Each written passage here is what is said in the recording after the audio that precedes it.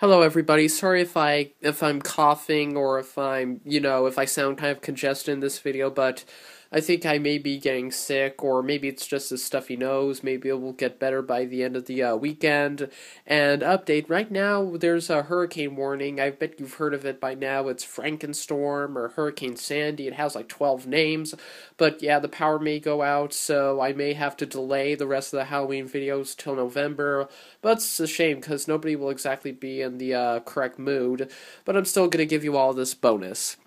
Now, this was requested a long time ago, I think by another YouTube user. Well, here it is, Godzilla vs. Megaguirus. Now, this was the second movie in the Millennium series. It was made in 2001, right after, not right after, but, a year after Godzilla 2000.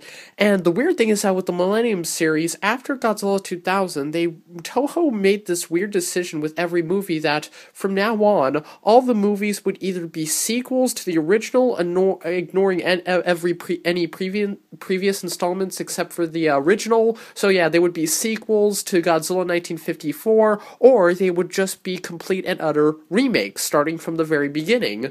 So yeah, I don't know why they want to go with this direction. I think it would be a better decision if they kept it with the High C series and just made it so that, every movie would have been a sequel to, say, Godzilla 2000 happens, then the events of Godzilla vs. Megaguirus happens, then the events of Godzilla, Mothra, King Ghidorah, Giant Monsters All Out Attack happen.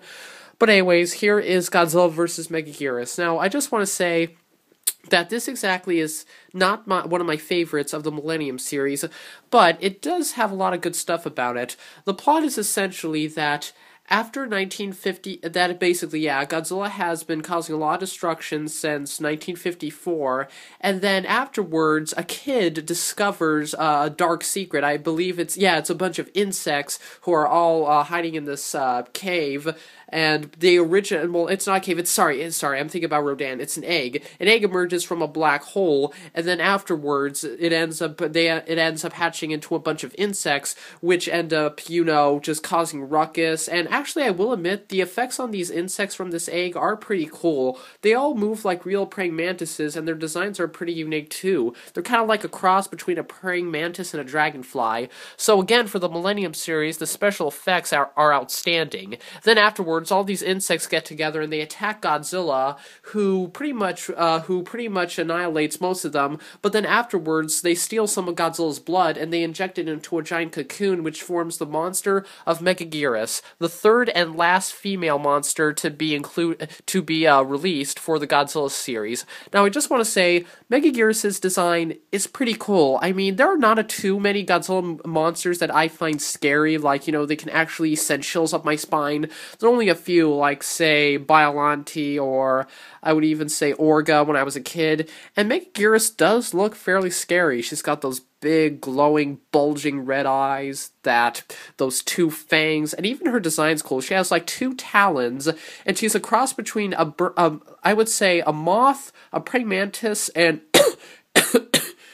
a moth, a praying mantis, and a dragonfly, and she has some unique abilities. She's able to replicate Godzilla's breath and launch fireballs at him, since she was originated from Godzilla's blood, similar to Space Godzilla and Biollante, and she's also able to pretty much use her claws, and I think actually those claws could pretty much rip out anything. I mean, the costume is so unique, and it actually makes me wonder how they were able to lift her up in the air, because when you look at the movie, the suit itself looks incredibly heavy.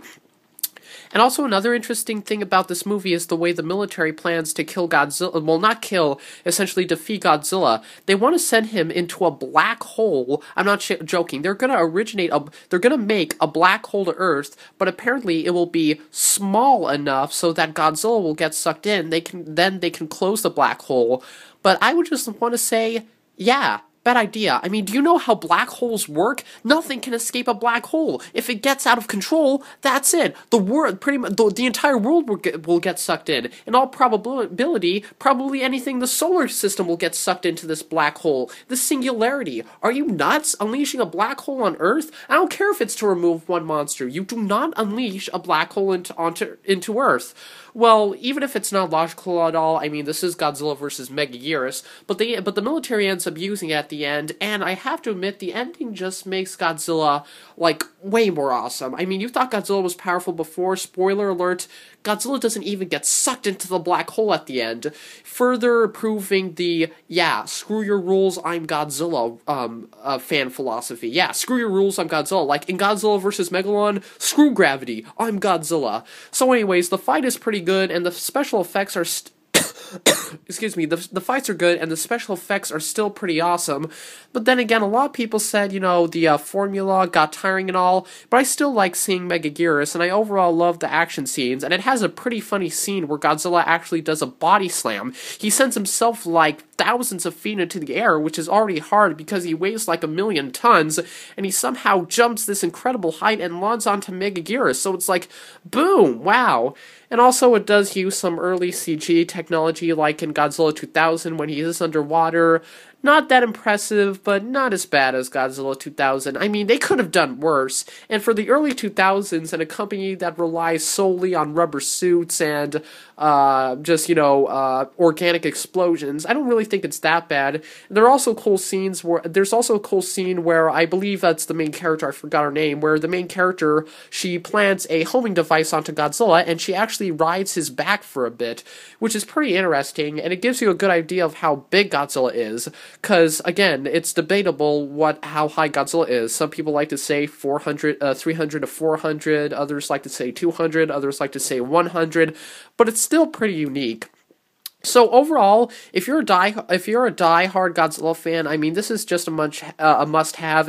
If you want to see a pretty good rival for Godzilla, see it because of Megaguirus. And if you just all around want a good time for the Godzilla series, the Godzilla vs. Megaguirus is a pretty good buy. I mean, there are better installments in the Millennium series like Final Wars or GMK or Tokyo SOS, but this one still gives you the good stuff. It delivers, it makes Godzilla even more awesome, more powerful, and it does have a pretty cool villain, which actually turns out to be a monster that's used a lot in Godzilla Unleashed fighting tournaments. I mean, she is just so awesome, Megaguirus. So yeah, that's my review of Godzilla vs. Megaguirus. I hope you all enjoyed the Halloween bonus, and I'll see you all tomorrow. Bye-bye. Well, not tomorrow, the day after tomorrow, so bye-bye.